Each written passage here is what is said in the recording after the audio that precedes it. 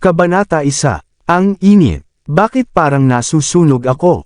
Pakiramdam ni Charlotte Wind ay tila siya ay naglalakad ng walang patutunguhan sa disyerto sa napakatagal na panahon. Ang tanging nais niya ay mapawi ang kanyang uhaw. Sinakop siya ng nagyayelong labi ng isang lalaki habang nilalamon siya nito, na nagbigay sa kanya ng pansamantalang pahinga mula sa init. Inabot niya ang mga braso niya sa leeg nito, buong sakam na sinisipsap ang mga labi nito. Maya-maya ay umalingaw-ngaw ang malalakas na halinghing at pagbagsak ng pantalon sa buong silid. Ang kanilang mga anino sa tapat ng dingding ay nagsasapawan ng nagniningas na pagnanasa. Dahil di mang ilaw, hindi maaninag ni Charlotte ang mukha ng lalaki. Ang tanging naisip niya ay kung gaano siya kahayop sa kama. Mabangis niyang dinala hanggang madaling araw. Pagsapit ng madaling araw, umalis siya. Natulala si Charlotte na nagmulat ng kanyang mga mata. Nakita niya ang isang malabong imahe ng likod ng isang lalaki at ang mabangis na tato na ulo ng lobo sa maliit ng likod nito. Ito ay isang tato ng umuungol na lobo na nakabuka ang panga, na para bang lalamunan nito ang biktima anumang oras. Pakiramdam niya ay bumilis ang tibok ng puso niya sa takot nang makita ang tato na iyon. Nagkaroon ng panaginip si Charlotte. Sa loob nito, siya ay naging isang baging na nakapaligid sa isang napakalaking puno, na hindi makawala. Nang magkamalay siya, masakit ang katawan niya. Umupo si Charlotte sa kama habang ang isang kamay ay nasa kanyang ulo, at sinusubukang paginhawahin ang kanyang namumuong sakit ng ulo. Nakita niya ang gulo sa kama at isang punit na kamiseta ng lalaki sa lupa. Nang gigigil sa pagkabigla, na pinipilit niyang alalahanin ang mga pangyayari kagabi. Sa kanyang engagement party, pinagtaksilan siya ng kanyang nobyo. Nasa bingit na siya ng pagbagsak nang dinala siya ng kanyang pinsan, si Luna White, sa sultry night para uminom dahil sa kanyang kalungkutan. Dahil sa lubos na kalasingan, inihayag niya na gusto niyang maghiganti sa kanyang kasintahan. Agad namang nag-ayos ng male escort si Luna para sa kanya. Habang tinatamaan siya ng mga pangyayari kagabi, napahawak si Charlotte sa dibdib niya sa gulat. "Oh Diyos ko!" Napahawak siya sa buhok niya sa frustration. Makalipas ang mahabang sandali, tuluyan na siyang nawalan ng ulirat at nagmamadaling nagsuot ng damit. Nang mabilis siyang lumabas ng hotel, isang grupo ng mga reporter ang sumisigaw sa paligid niya. Sinabayan pa ng mga nakakabulag na flash ng camera ang matitinding tanong ng mga reporter. "Miss Wind, totoo bang nagpalipas ka ng gabi kasama ang isang lalaking escort mula sa sultry night dahil hindi tinuloy ng mga Sterling ang engagement? Miss Wind, alam mo bang transvestite ang lalaking escort? Miss Wind, alam mo bang nalugi ang tatay mo? Miss Wind, nakatanggap lang kami ng balita na nagpakamatay ang iyong ama." Tumalon siya sa gusali ng kanyang kumpanya. Nablangko ang isip ni Charlotte na parang tinamaan lang ng kidlat. Agad siyang tumakbo palabas ngunit malamig na binangga ng isang kotse. Kinaumagahan, nag-alab ang mga headline sa balita tungkol kay Charlotte at ng kanyang ama sa H-City, Richard Wind goes bankrupt and commits suicide. Ang 2 piraso ng breaking news ay agad na napunta sa mga headline. Minsan ay isang mayamang tagapagmana, si Charlotte ay naging isang kasuklam-suklam at immoral na bitch sa isang gabi. Nawala niya ang lahat mula sa kanyang pamilya hanggang sa kanyang reputasyon. Pagkaraan ng 10 buwan, maririnig ang malalakas na iyak ng mga sanggol sa isang hindi kapansin-pansing klinika sa kanayunan. Si Mrs. Berry hawak ang isang sanggol sa kanyang mga bisig habang tuwang-tuwa siyang lumapit kay Charlotte. "Miss, congratulations! Nanganak ka ng triplets, 2 lalaki at 1 babae." Makalipas ang 4 na taon, sa H-City's train station, dumating si Charlotte sa lungsod kasama ang kanyang mga anak at si Mrs. Berry. Ang matambak na si Mrs. Berry ay hawak-hawak ang 2 malalaking bagahe, na humahanggos habang naglalakad. Si Charlotte ay may isang denim na backpack na nakasabit sa kanyang balikat habang siya ay sumiksik palabas ng abalang istasyon ng tren kasama ang kanyang 3 anak. Para sa iba, para silang isang mahirap na pamilya mula sa kanayunan na pumupunta sa lungsod upang umasa sa kanilang mga kamag-anak. Umalis ka na, country bumpkin. Isang babaeng nakasuot ng fur coat ang nagtulak kay Mrs. Berry ng marahas at ininsulto siya. Sasawayin na sana ni Charlotte ang babaeng iyon nang huminto sa tabi niya ang isang fleet ng luxury cars. Bago pa makapag-react ang sinuman, 12-dosenang mga bodyguard ang bumaba sa kanilang mga sasakyan at bumuo ng dalawang maayos na hanay. Isang malalim na pagyuko, at sabay-sabay silang sumigaw, "Maligayang pagbabalik, Ginang Sterling." Nang marinig ang pangalang Sterling, ay tumingin si Charlotte sa convoy at nakita ang crest ng mga Sterling sa mga sasakyan. Nandito ba sila para sa akin? Natuwa siya sa isiping iyon. Hindi kaya hindi ako pinagtaksilan ni Hector. Tinanggal niya ba ang engagement namin dahil wala siyang ibang choice noon? Ngayong alam niyang nakabalik na ako, dapat nandito siya para sunduin ako. Miss, si Mr. Sterling ba ay nandito para sunduin tayo? Isang natutuwang Mrs. Berry ang hahakbang na sana nang marahas silang itulak ng dalawang bodyguard. Sa sumunod na sandali, lumabas ang isang magandang babae na nakasuot ng mamahaling damit, na nasa gilid ng isang entourage. Napaawang ang labi ni Charlotte sa gulat. Hindi ba ito si Luna White? Nakasuot ng designer suit si Luna. Mas elegante ang hitsura niya kaysa 4 na taon na ang nakakaraan. Ang kanyang mga daliri ay nakapulupot sa isang maliit na kamay na pagmamay-ari ng isang batang lalaki na halos kasing edad ng triplets ni Charlotte.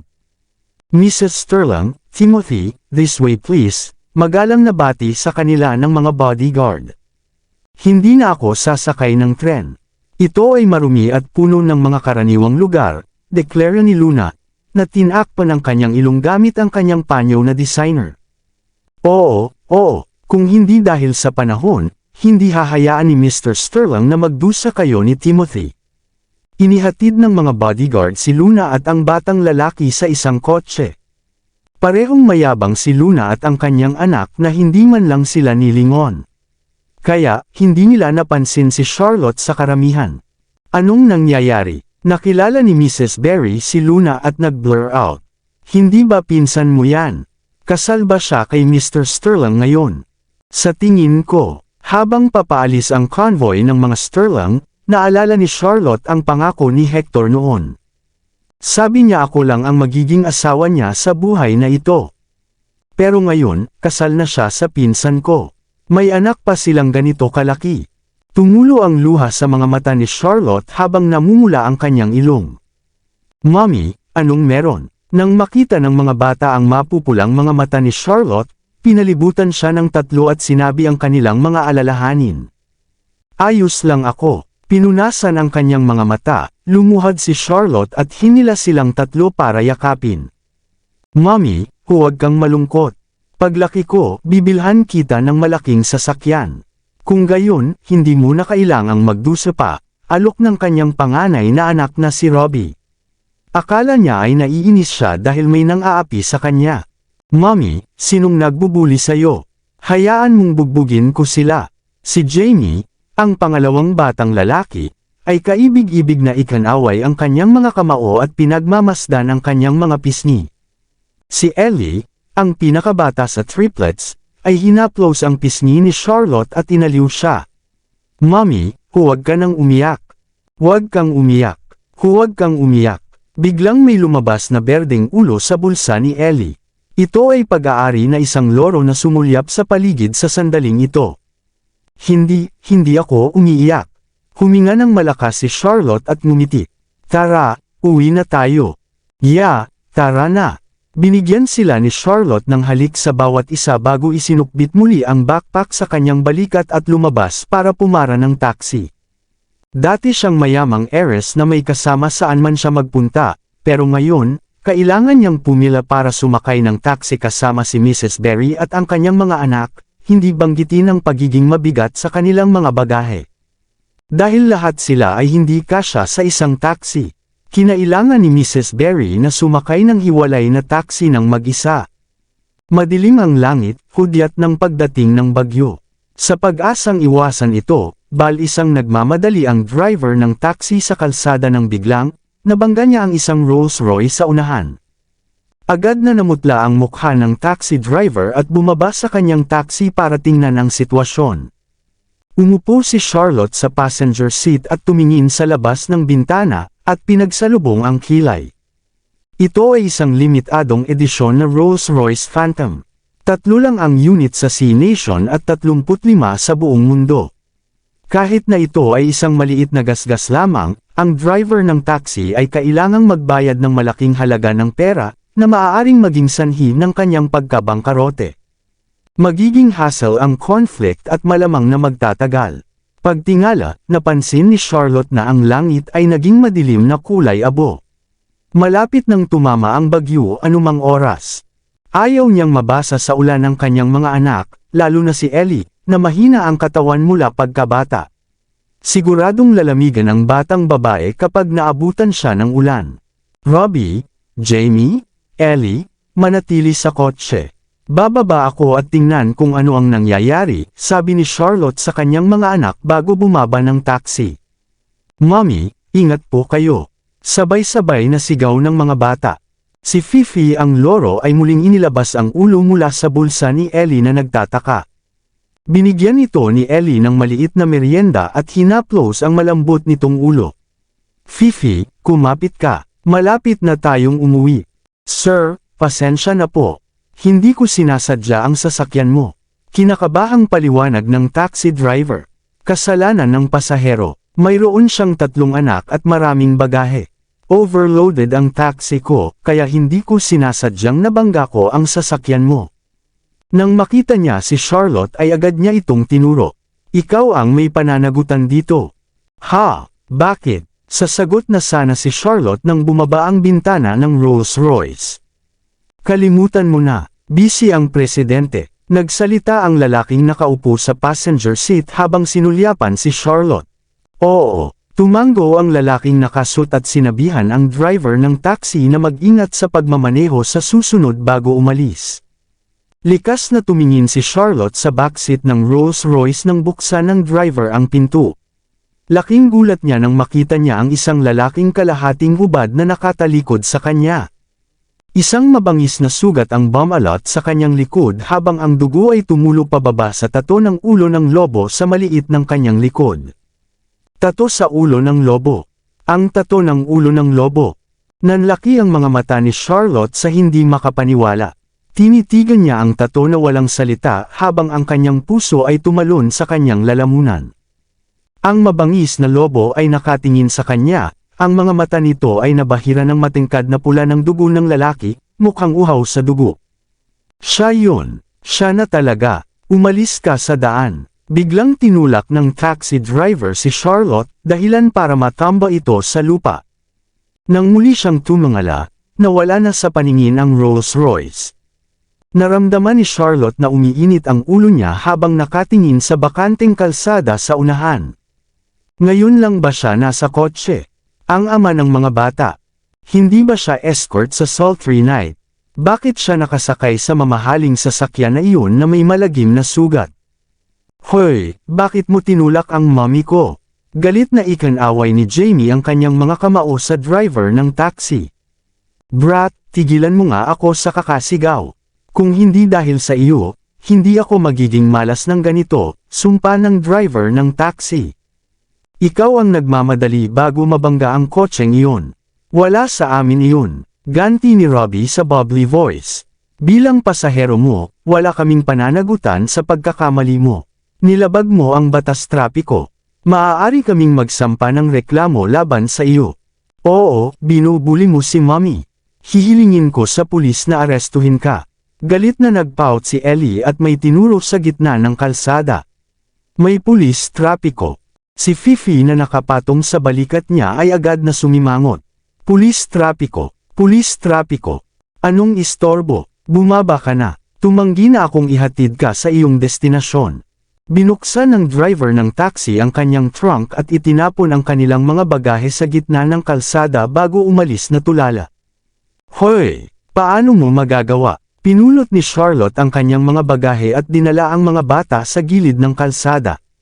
Samantala, ang lalaking nasa backseat ng Rolls-Royce, si Zachary Nocht, ay tumangala at nag-explore sa rearview mirror. Parang pamilyar yung babaeng yun. Saan ko ba siya nakita bago ito?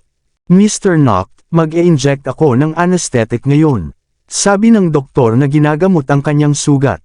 Hindi na kailangan. Ang lalaki ay nagbabasa ng isang file sa kanyang kamay. Dumudugo ng husto ang sugat niya, pero hindi siya naabala. Baka masakit ito ng kaunti. Tatahiin ko ang sugat mo. Nakasimangot na sinimulan ng doktor na tahiin ang sugat. Dahil walang kasamang anesthesia, mas kinakabahan ang doktor kaysa karaniwan. Kumikinang sa ilalim ng liwanag na malamig ang balat ng lalaki. Nanlalambot ang kanyang mga kalamnan dahil sa matinding sakit, ngunit nanatiling pareho ang kanyang ekspresyon. Noong Lunes ng umaga, ipinadala ni Charlotte ang mga bata sa kindergarten kasama si Mrs. Berry bago siya pumunta sa Divine Corporation. Sa nakalipas na ilang araw, inilabas niya ang kanyang resume sa 35 kumpanya. 17 sa kanila ang tumawag sa kanya para sa isang pakikipanayam, ngunit tinanggihan siya o hiniling sa kanya na hintayin ang kanilang desisyon. Isang kumpanya lang ang nag-alok sa kanya ng trabaho, ang maalamat na Divine Corporation. Kakaiba, ayaw akong kunin ng mga SME, pero bakit ako ang tinawagan ng corporate giant sa industriya, ang Divine Corporation? Pagdating niya sa HR department, sa wakas ay napagtanto niya kung kaninong plano iyon. Ikaw ba? Long time no see, miss. Sinalubong siya ni Wesley Holt ng isang masamang ngiti. Maganda ka pa rin after all these years. Wesley Holt, pinaalis ka na ng tatay ko sa Wind Corporation at nag-iwan ng utos na huwag kang tumuntong sa HCT sa buong buhay mo. How dare you na bumalik? Alam ni Charlotte kung sino siya. Si Wesley ay dating Vice President ng Wind Corporation. Sinubukan niyang samantalahin siya, kaya pinaalis siya ni Richard. Hindi niya akalain na makikita niya itong muli pagkatapos ng 4 na mahabang taon. Nasa burol ang pamilya Wind. Sa tingin mo ikaw pa rin ang mayamang heiress. Ngumisi si Wesley. Wala ka lang. Ako ang nagbibigay sa iyo ng trabahong ito. Binigyan siya ng masamang tingin. Umikot si Charlotte sa kanyang mga takong at umalis. Charlotte, ito na ang iyong huling pagkakataon. Kung lalabas ka sa pintong ito, ginagarantiya ko na hindi ka makakahanap ng trabaho sa HCT, maliban kung handa kang maging hostess sa isang bar. Mayabang na sabi ni Wesley. Galit na galit, lumabas si Charlotte sa kanyang opisina. Hinding-hindi ako susuko sa isang tulad niya. Nang makalabas siya ng gusali, maraming tao ang nabuo sa pasukan. May isang medyo may edad na lalaki na binuhusan ng gasolina ang buong katawan. May hawak siyang lighter, at sinusubukang takutin ang lahat. Lumayo ka, gusto kong makilala si Zachary Knock, ngayon na. Lumayo ang mga tauhan habang nakaalerto ang mga bodyguard. Sinubukan siyang hikayati ng ilang mas mataas na tao. Mr. Looney, kuminahon ka. Maaari nating pag-usapan ito. Tumahimik ka. Alam mo ba kung ano ang ginawa niya sa akin? Hindi ko sinasadyang nasaktan siya, at ginawa niya akong bangkarote magdamag. Paano ako makakalma? Bulalas ni Gaston Looney. Sa kanyang mga salita, naalala ni Charlotte ang kanyang ama, si Richard. Hindi ko pa rin maintindihan kung paano biglang nasira ang Wind Corporation. Naging maayos naman kami. Hindi ko man lang nakita si tatay bago siya namatay. May nanabutahe ba kay tatay noon? Nandito na si Mr. Knock. May sumigaw. Tumangala si Charlotte at nakita ang isang Rolls-Royce Phantom na huminto. Nagsiksikan ang mga bodyguard patungo sa sasakyan at nag-alis ng daan. Nang makita iyon, ang mga tao ay gumawa ng paraan para sa kanya. Sumugod si Gaston sa sasakyan at tumayo sa harapan nito. Zachary Knock, humihingi ako ng paliwanag ngayon. Sigaw niya. Natahimik ang lahat at kinakabahang tumingin sa itim na Rolls-Royce. Ang pinaka nakakatakot at maimpluwensyang tao sa HCT ay nasa kotseng iyon. Nakita ni Charlotte ang isang figure sa backseat na nakatingin sa kanyang telepono nang walang pakialam sa mundo. Ang kanyang driver at bodyguard sa passenger seat ay nananatiling nakaupo, naghihintay sa kanyang mga tagubilin. Isang matinding katahimikan ang bumalot sa hangin. Casual na kilos ang ginawa ng lalaking walang ekspresyon. Kaagad, ang sasakyan ay mabilis na umuusad sa bawat balak na tamaan si Gaston. Napatulala ang mga nanunood, pati si Gaston. Natigilan siya sa hindi makapaniwala sa kakulitan ng kabilang partido. Hahampasin na sana siya ng sasakyan nang sumugod si Charlotte at hinila siya pabalik. Doon, tumingala ang lalaki sa kotse at napansin si Charlotte. Isang masalimuot na tingin ang bumungad sa kanyang tingin nang makita siya. Maraming salamat sa lahat ng sumusubaybay. Please subscribe and follow my YouTube and Facebook channel, Filipino Novel. Maraming salamat po. Kabanata 5. Habang magkasamang bumagsak sa lupa sina Charlotte at Gaston, ang mga tao ay sama-samang huminga sa gulat. Masakit na pumipintig ang braso ni Charlotte. Ngunit nang tumingala siya, matagal nang nawala ang Rolls-Royce Phantom. Halos kaagad, sumugod ang mga security guard at pinigil si Gaston. Zachary Knocht, sinusumpa kita. Mamamatay ka sa isang kakila-kilabot na kamatayan. Desperadong sigaw niya. Di nagtagal, pinasok ng mga gwardya ang isang tela sa kanyang bibig upang hindi na siya sumigaw at kinaladkad siya na parang patay na aso. Malungkot na sinundan siya ng tingin ni Charlotte. Sinabi sa akin ni Itay na ang mundo ng negosyo ay parang isang larangan ng digmaan. Pero parang impyerno para sa akin. Ang isang pabaya na pagkakamali ay magiging sanhi ng paglubog ng isa sa isang walang katapusang buhangin. Ang misteryosong tao sa Phantom ay walang iba kundi ang demonyong nagkatawang tao na kumokontrol sa kapalaran ng lahat.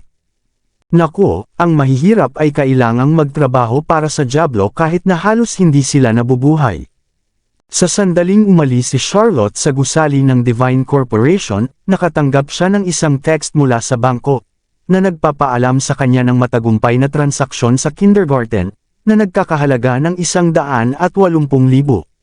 Ang kanyang balanse sa account ay 3,988. Mahal magpalaki ng mga bata ngayon. Aabot sa 180,000 ang mga bayarin sa paaralan kasama ang allowance sa pagkain ng triplets.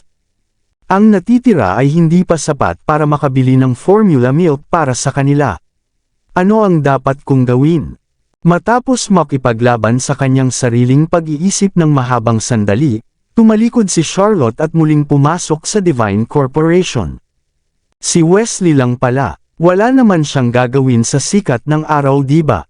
Tama ang lalaki, hindi na ako ang mayamang heiress. Kailangan kong suportahan ang aking pamilya at ang mga anak. Hindi mahalaga ang pride sa ngayon. Naghihintay ng elevator si Charlotte sa lobby ng maraming bodyguard ang sumulpot, na nag-escort ng isang lalaki papunta sa VIP elevator. Kahit saan magpunta ang lalaking iyon, yuyuko ang mga tao at magalang na babati sa kanya. Magandang umaga, Mr. Knocht. Dahil malayo siya at hindi sapat ang tangkad, hindi niya nakita kung ano ang hitsura nito. Ngunit ang lalaking iyon ay halatang si Zachary Knocht, ang presidente ng Divine Corporation. Bakit parang pamilyar sa akin ang figure niya? Umiling-iling, inialay niya ang sarili sa pagiging starstruck. Bakit ko ba maaalala ang escort na iyon sa tuwing makakasalubong ko ang isang matangkad at matipunong lalaki? Siya ang presidente ng Divine Corporation at isang maimpluwensyang at walang awa na tao. There's no way na escort siya sa sultry night. Mr. Knocht, ang babae na humila kay Gaston Luni palayo ay isang manunood. Hindi, kakarehistro lang niya bilang ating bagong empleyado 5 minuto na ang nakalipas bilang isang sekretarya sa ika-13 palapag. Ang pangalan niya ay Charlotte Wind, ulat ni Ben Knocht. Walang sinabi ang kanyang amo habang isinulat niya ang kanyang pirma sa isang dokumento. Isang ungol lang ang isinagot ng lalaki pagkatapos niyang gawin ang kanyang trabaho. Babayaran si Charlotte ng 8,000 buwan-buwan sa panahon ng kanyang probisyon, kasama ang pangunahing insurance. Ang kanyang sweldo ay tataas sa 10,000 kapag siya ay pumasa sa probisyon. Matapos dumaan sa mga pamamaraan ng pagpasok, si Charlotte ay tahimik na nagkalkula kung ang kanyang sweldo ay sapat para sa mga gastusin ng kanyang pamilya. Kakailanganin kong gumastos ng 8,000 bawat buwan sa formula milk ng mga bata mag-isa. Hindi pa kasama yan sa mga gastusin namin. Labis ang kanyang pag-aalala nang dumating ang iba pang mga empleyado para salubungin siya. Hello, Charlotte. Maligayang pagdating sa departamento ng administrasyon. Oh, salamat. Mainit na nakipagkamay si Charlotte sa kanila. Ito ang kanyang unang opisyal na trabaho, kaya alam niya kung gaano kahalaga ang bumuo ng isang magandang relasyon sa kanyang mga kasamahan. As usual, may welcome party kami para sa iyo. Ayos lang ba? Oo naman. Bagay na sa akin ang hapunan. Ha, gusto ko kung gaano ka katalino. Aalis tayo kaagad pagkatapos ng trabaho. Oo naman. Nang oras na para makaalis sa trabaho, may hindi natapos na trabaho si Charlotte, kaya umalis ang kanyang mga kasamahan at hinintay siya sa ibaba. Nang matapos ang mga papeles, kinuha niya ang kanyang bag at tinungo ang elevator. Ngunit bago pa niya ito maabot ay sumara na ang mga pinto sa harapan niya. Kasabay nito ang paghiwalay ng mga pintuan ng VIP elevator. Walang pag-aalinlangan siyang pumasok. Ito ang private elevator ng presidente. Please leave right away, saway sa kanya ng bodyguard. Ha! Bago pa makapag-react si Charlotte, gumawa ng gesture ang misteryosong lalaki sa elevator. Tinanggap ng bodyguard niya ang kanyang order at itinigil siya nito palabas. Bigla na lang parang bumaba ng ilang degrees ang temperatura sa paligid. Matangkad ang lalaki at mukhang Greek god. Pumwesto siya sa likod niya ng kahanga-hanga at naglabas ng nakakatakot na aura. Napakagatlabi si Charlotte, hindi niya namamalian ang paghinga niya. Sa refleksyon ng salamin sa elevator, nakita niya ang lalaki na matamang nakatingin sa kanya. Para siyang leon na nakatingin sa biktima nito. Bilasan mo. Napatingin si Charlotte sa numerong kumikislap sa screen ng elevator, umaasang makakatakas kaagad sa nakakasuffocate na lugar na ito. 13, 12, 11, 10. Tahimik niyang binilang ang mga numero, galit na galit ang kanyang puso. Lingid sa kanyang kaalaman, papalapit na pala si Zachary sa kanya. Ding! Sa wakas, nakarating na ang elevator sa ground floor. Nang bumukas ang mga pinto ay nagmamadali siyang lumabas. Sa sobrang pagmamadali niya ay natapilok siya at natamba. Splash! Bumagsak ang mukha niya na parang palaka. Napasinghap ang lahat sa labas sa gulat. Napatakip ng bibig ang ilang empleyado na kalalabas lang sa normal na elevator at tumikim. Sa sobrang kahihiyan ni Charlotte ay gusto niyang maghukay ng butas at magtago dito. She scrambled to her feet clumsily at tumakbo palabas, tinakpan ang mukha. Sa kanyang likuran, ang lalaki ay tumingin sa kanyang umaatres na figure habang ang isang ngiti ay sumilay sa kanyang mga labi.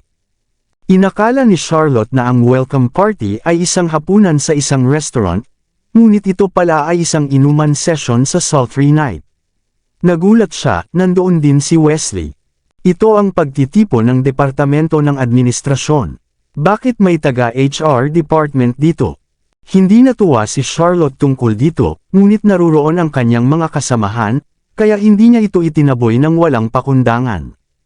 Nagpakilala na si Wesley sa kanyang mga kasamahan.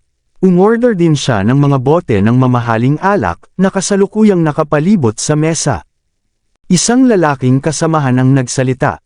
Mr. Hall, ang alak na ito ay nagkakahalaga ng higit sa 8,000.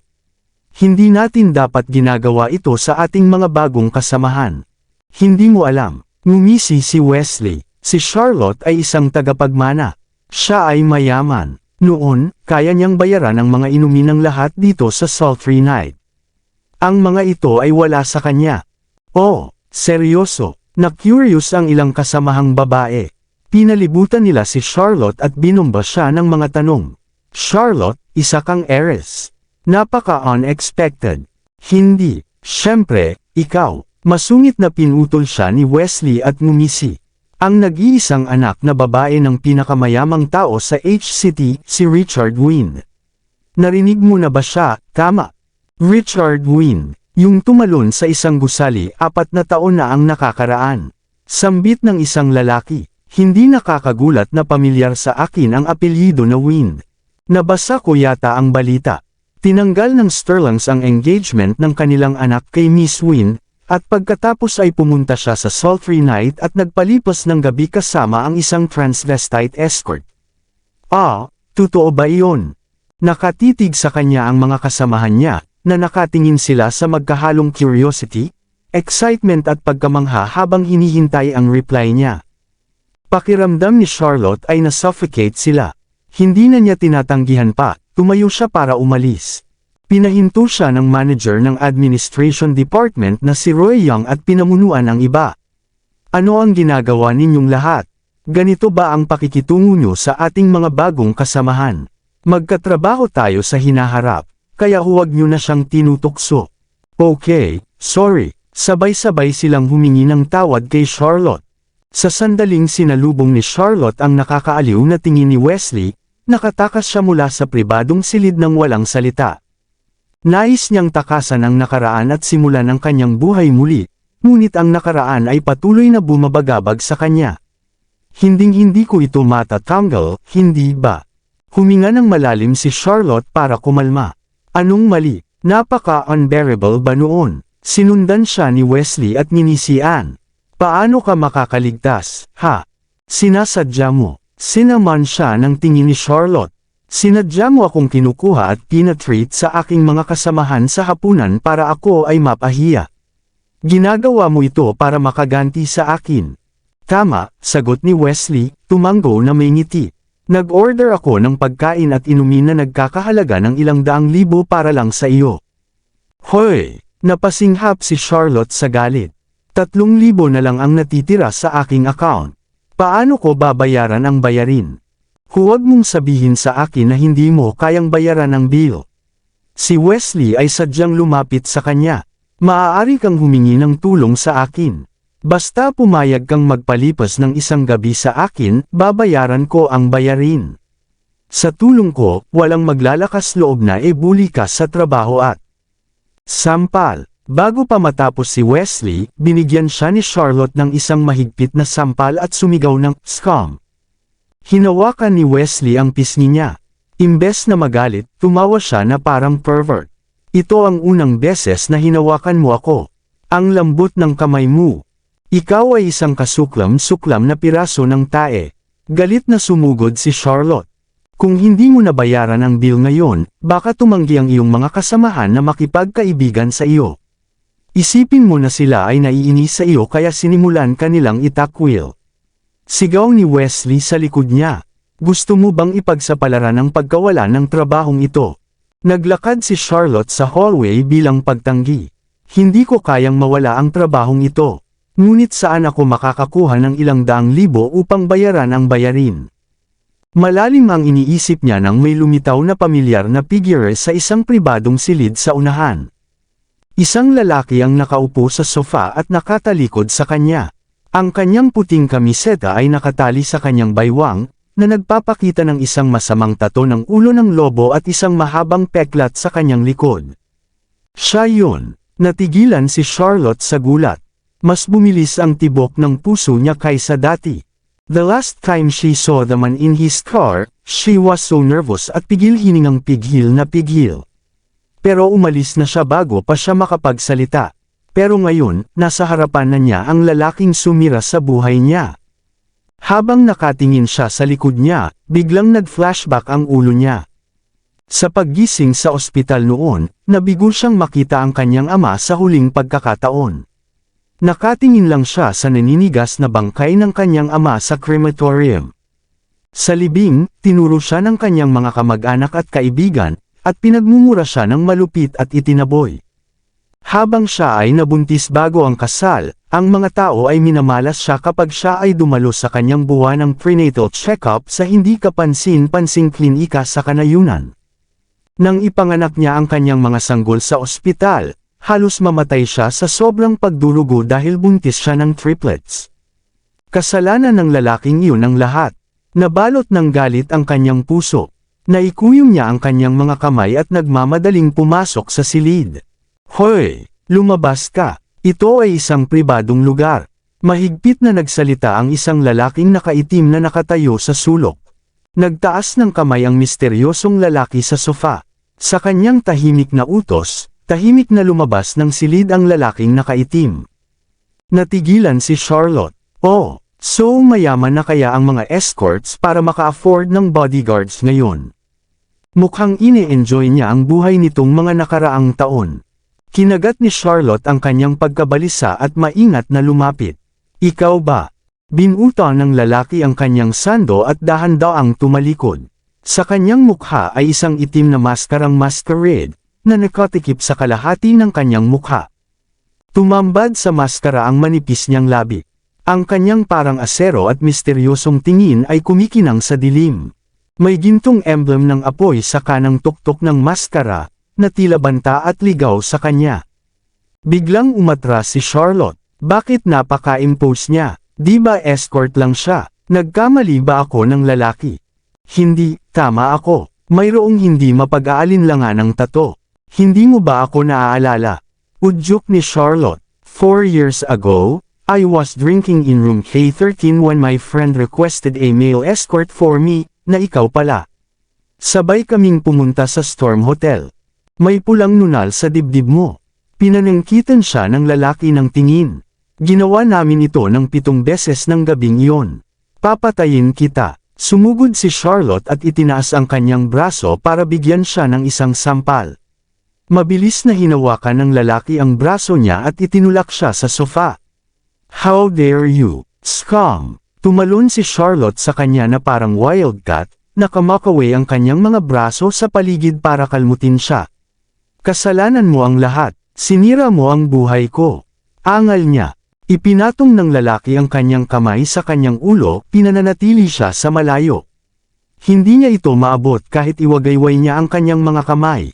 Tinitigan siya nito ng malamig na parang clown lang. Kunin ang mga katotohanan ng tama. Ikaw ang humiling ng serbisyo ko. Ito ay pinagkasunduan. Pinapamukha mo na ni-rape kita. Namula si Charlotte. Isa kang unprofessional escort. Hindi ka man lang naglagay ng kondom noong pinagsilbihan mo ang kliyente mo. Hayop ka. Karapat-dapat kang makastra. Naging mapanganib ang tingin ng lalaki. Nabuntis ka ba? Natigilan si Charlotte sa tanong niya. Sumagi sa kanyang isipan ang kanyang mga sanggol. Oo, nabuntis ako at nanganak ng triplets. Kundi ang hamak mo, hindi ka naging responsableng ama. Sagutin mo ako, hiningi niya. Oo, nabuntis ako. Bulalas ni Charlotte. She immediately changed her mind and corrected herself, pero pinalaglag ko ito noon. Hindi ako manganganak ng walang hiyang anak ng isang escort. Kapag nalaman ng ibang tao na ang ama ng mga bata ay isang lalaking escort sa isang club, tatawanan sila sa kanilang kindergarten. Hindi, kailangan kong ilihim ito. Walang makakaalam nito. Mabuti, tumango ang lalaki bilang kasiyahan. Dumukot siya sa kanyang bulsa para kunin ang isang bagay. Ang kapal ng mukha mo. Hindi ako makapaniwala na nagtatrabaho ka pa rin dito bilang isang escort. Ilang inosenteng babae ang sasaktan mo. Magsasampa na ako ng reklamo sa manager mo. Galit na umalis si Charlotte. Nanlamig ang kamay ng lalaking may hawak ng tseke. Nakakunot ang kanyang mga kilay, iniwan niya ang tseke sa kanyang bulsa. Sa pintuan, nakatanggap ng tawag si Charlotte mula kay Wesley. Charlotte, kung hindi ka magpapakita, aalis na ang iba. Huwag kang mag-abala sa pagpasok sa trabaho sa Divine Corporation bukas. Pumunta ka sa impyerno. Binaba ni Charlotte ang tawag, at nanginginig ang katawan sa galit. Bakit may mga scum sa lahat ng dako? Pareho silang kasuklam-suklam na mga halimaw. Sandali lang. Biglang may sumagi sa kanya. Yung escort na sumira sa buhay ko. Hindi ako pwedeng sumuko ng ganun lang. Hindi ko siya kayang mamuhay ng marangya kapag naghihirap kami ng mga anak ko. Sa isiping iyon, tumigas ang panga ni Charlotte. She barged into the private room again and demanded, "Stupid escort, sinira mo ang buhay ko. Dapat mong pasanin ang responsibilidad." Humihigop sa kanyang alak ang lalaki nang ipahayag niya iyon. Tumangala siya, sumagot siya, "Oh, paano mo imumungkahi na gawin ko iyon?" Sa pamamagitan ng pagbabayad sa akin. Mariing deklara ni Charlotte, "Kung hindi dahil sa iyo, hindi ako magiging ganito kamiserable. Kung hindi dahil sa kanya, huling beses ko pa sanang nakita ang tatay ko bago siya namatay. Kung hindi dahil sa kanya, ang reputasyon ko ay hindi makakaranas ng ganoong hindi maibabalik na pinsala." Kung hindi dahil sa kanya, hindi ako magiging single mother. Ngunit ang aking mga anak ay kaibig-ibig pa rin sa akin. Teka, humihingi ako ng pera sa kanya ngayon. Maging mahigpit at mapuwersa. Magkano ang gusto mo? Mayabang na umupo sa sofa ang lalaki habang binunot ang kanyang shirt. Ang kanyang sexing abs ay kumikinang nakaakit-akit sa madilim na silid. Saglit na napatulala si Charlotte sa kanyang abs. Mabilis niyang nabawi ang kanyang komposisyon at tumahimik, pagkatapos ay itinaas ang 3 daliri. 300 milyon. Ha! Kung kaya mo akong bayaran ng 300 milyon, magigising akong nakangiti sa panaginip ko. Napangisi si Charlotte. She continued, escort ka lang. Bakit ang yabang mo? Makinig, humihingi ako ng 3 buwan ng iyong sweldo. Mula ngayon, ibigay mo sa akin ang kalahati ng iyong mga kita bawat gabi.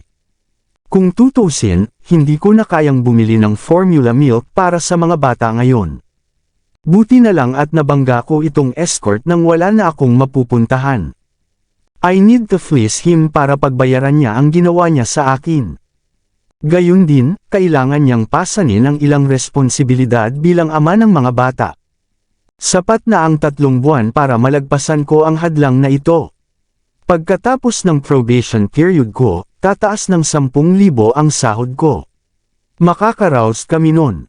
By then, we will go our separate ways. Magkano sa tingin mo ang kikitain ko sa isang gabi? Bahagyang inikat ng lalaki ang kanyang baso at sinulyapan siya ng nakakatuwang tingin.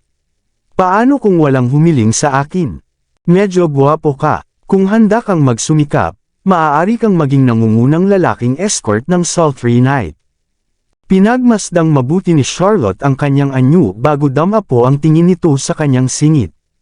Narinig ko na ang mga normal na escort ay binabayaran ng 4 hanggang 5,000 para sa bawat round ng serbisyo, at 8 hanggang 10,000 para sa magdamag na serbisyo.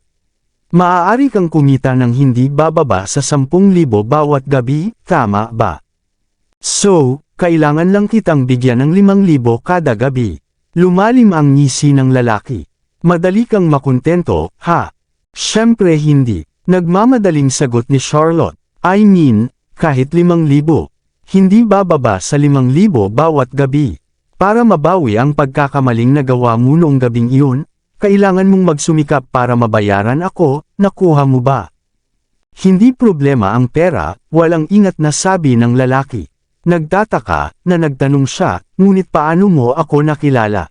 Sa pamamagitan ng tato ng ulo ng lobo sa iyong likod. Hindi ako magkakamali. Natatakot si Charlotte na baka itanggi niya ito. So hindi mo alam kung anong itsura ko. Matalim ang tingin ng lalaki. Galit na sagot ni Charlotte. Lasing na lasing ako noong gabing yun kaya hindi ko alam kung ano ang itsura mo. Humigop ang lalaki sa kanyang alak at ngumiti, at walang sinabi. Huwag mong subukang talikuran ang iyong responsibilidad. Kung hindi, magsasampa ako ng reklamo sa manager. Dagdag pa ni Charlotte, naku, balita ko transvestite ka rin. Kapag nalaman nila iyon, siguradong mawawalan ka ng trabaho. Nanigas ang lalaki at delikadong pinikit ang mga mata. Mga transvestite. Tumango si Charlotte. Natatakot ka ba? Kumuha siya ng panulat sa kanyang bag at nagsulat ng isang simpleng kontrata. Eto, nilinaw ko na lahat. Mula ngayon, kailangan mong bayaran ako ng kalahati ng iyong pang-araw-araw na sweldo para sa 3 buwan. Mag-sign dito, at tatakan ang iyong thumbprint dito. Tapos na ang deal. Isinuot niya ang panulat sa kanyang kamay. Ako lang ba ang escort na mayroon ka? Napatingin ang lalaki sa mga gasgas na salita sa kontrata at nakataas ang isang kilay. Huwag mong sabihin sa akin na mayroon kang isang salansan ng mga kontratang ito sa bahay. Baliw ka ba? Sa tingin mo ba ganoon ako kadesperado? Ang pagtulog kasama ka ay isang aksidente. Ikaw lang ang lalaking nakasiping ko. Galit na sabi ni Charlotte. Nang mapagtanto niya ang sinabi niya, namula ang mukha niya sa kahihiyan. Umangat ang sulok ng labi ng lalaki sa isang ngisi. Pumirma siya sa kontrata ng walang salita, ngunit ang kanyang pirma ay isang hindi mabasang squiggle sa ibaba ng pahina. Naisip ni Charlotte na hindi yun sapat at hinila ang palad nito sa kanya. Kinagat niya ang kanyang hinlalaki, ng malakas. Nang tumulo ang isang patak ng dugo ay agad niyang itinatak ang kanyang daliri sa kontrata. Ha! Ngayon, ang kontrata ay wasto at si Charlotte ay nasiyahan. Wala nang babalikan ang iyong mga salita ngayon. Sige, ibigay mo sa akin ang sweldo mo ngayon. Hindi pa ako nagsisimulang magtrabaho ngayong gabi. Hinila siya nito sa kanyang mga bisig at pinulupot ang kanyang braso sa kanyang balingkinitang baywang. Inilapat niya ang labi sa pisngi niya, huminga siya, bakit hindi mo ako maging unang kliyente ngayon? Bibigyan kita ng 50% discount. Huwag mo nang isipin yun. Nagpumigla si Charlotte mula sa pagkakayakap at itinulak siya sa isang tabi. Layuan mo ako. Mula ngayon, ang trabaho mo ay magtrabaho ng husto at magbayad ng iyong utang. Payag ka bang ibenta ko ang katawan ko? Tanong ng lalaki na nakatitig ng malalim sa kanyang mga mata. Ikaw lang ang cash cow ko. Bakit hindi ako papayag? Inilabas ni Charlotte ang kanyang cellphone. Magpalitan tayo ng mga numero para manatiling magkaugnay. Kinuha ng lalaki ang kanyang telepono at inilagay ang kanyang numero. Ilalagay na sana niya ang kanyang pangalan nang inagaw ito ni Charlotte mula sa kanya, na inilagay ang kanyang pangalan bilang escort in debt. Nang makita iyon ay nagsalubong ang mga kilay niya sa sama ng loob. Kabanata 10, ipapadala ko sa iyo ang aking bank account. Tandaan na i-bank in ang iyong sweldo bago mag 12 AM araw-araw, nakuha mo ba? Paalala ni Charlotte habang galit na nagtatype sa phone niya. Ding! Nakatanggap ng text ang lalaki. Pinindot niya ang text at nakita ang account number na ipinadala niya sa kanya. Ngumisi siya. Ito ay kawili-wili. Sa sandaling iyon, nagsimulang magring ang telepono ni Charlotte. Nang makitang si Wesley iyon, sinagot niya ito at napasigaw sa pagkadismaya, "Stop pushing me. Wala akong perang pambayad. Hindi ko na gusto ang trabaho sa Divine Corporation. Gagawin ba iyon?" Mahusay niyang ibinaba ang telepono, namumula ang mukha sa galit. Dahil katatapos lang niyang mawalan ng trabaho, bumagsak siya sa sofa bilang pagtanggi. Nang makita ang baso ng alak sa harap ng lalaki, kinuha niya ito at inubos ang alak sa isang lagok. Huminga si Charlotte at nagreklamo, "Kasalanan mo ang lahat. Nawalan lang ako ng trabaho dahil sa'yo. Ang hirap maghanap ng trabaho sa panahon ngayon. Hindi ako makapaniwala na ginawa iyon sa akin ng hamak na lalaking iyon." "Ano iyon?" tanong ng lalaki. "May tao ba sa Divine Corporation ang nag-frame sa iyo? Hindi mo maiintindihan." Hindi na sana siya papansinin ni Charlotte nang may mangyari sa kanya. "Oh, maaari ka bang magbayad ng isang bayarin sa paligid ng ilang daang libo dito?" "Oo naman. Magaling." Sinabihan ni Charlotte ang lalaki na bayaran ang bill, na mahigit 183,000. Sumasakit ang puso niya sa sobrang mahal na bayarin, ngunit kailangan niyang panatilihin ang kanyang trabaho. Kung tutusin, kailangan pa niyang suportahan ang kanyang mga anak. "Salamat. Ibawas ko ang halaga sa iyong kabayaran." Pinuntahan niya ang kanyang mga kasamahan at ipinaalam sa kanila, "Naayos ko na ang bayarin. Magsaya tayo ngayong gabi." Oo, salamat, Charlotte." Naghiyawan ang mga kasamahan niya. "Seryoso ka bang nagbayad? Balita ko mahigit 180,000. Hindi makapaniwalang tanong ng isang kasamahan. "Oo, medyo mahal. Nag-max out ako ng ilang card para mabayaran ang bill. Kakain ako ng tinapay sa mga susunod na buwan." Isang mapait na tawa ang pinakawalan ni Charlotte. "Pero sulit ito basta magsaya kayo ngayong gabi." Well, ang ilang iba pang mga kasamahan ay nakaramdam ng sama ng loob para sa kanya at tumingin kay Wesley. Ang pagiging humble ni Charlotte. Hindi pa sapat ang pera para makabili siya ng bag. Walang paraan na maabot niya ang kanyang mga card. Ngumisi si Wesley. "Pero anyway, salamat. Sa susunod, ako na ang bahala." Nagalit si Charlotte sa kasuklam-suklam na scam, ngunit hindi siya makasagot dahil kailangan niya ang trabahong ito. Hindi siya pinansin, pinaalis niya ang kanyang mga kasamahan. "Charlotte, pumunta ako dito. Hayaan mong ihatid kita pabalik." "Ayos lang. Kaya kung sumakay ng taxi." "Salamat pero." Paglabas ni Charlotte sa private room ay wala na ang lalaki sa bar. Dapat may kasama siyang kliyente ngayon.